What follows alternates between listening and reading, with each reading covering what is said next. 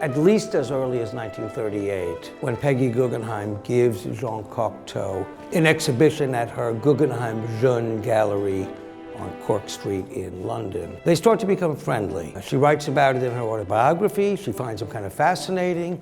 So they become friendly at that point. She gives him an exhibition. I don't know that the exhibition sold extremely well, but she was a fan of his from that point on. And then in the post-war period, they reconnect again in Venice. And Cocteau writes about Venice at numerous times in his life. And he loved it from the time he was a little boy and talks about it as a kind of dream city. And I think it was exciting for him to find this interesting woman having purchased this strange and remarkable building on the Grand Canal. My sense is that they are two people who know how to have fun.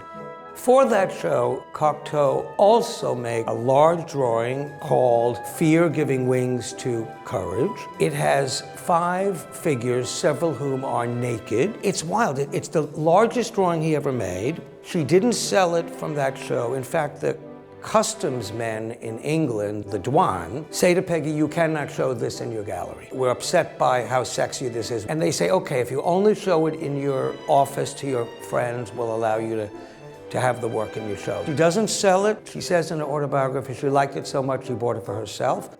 She ended up selling that work to a distant relative. And he moves to Arizona, and at some point in his life he donates that to the Phoenix Art Museum, which is where we found it, and it's wonderful that we're able to have this back in Venice, where it lived for quite a while.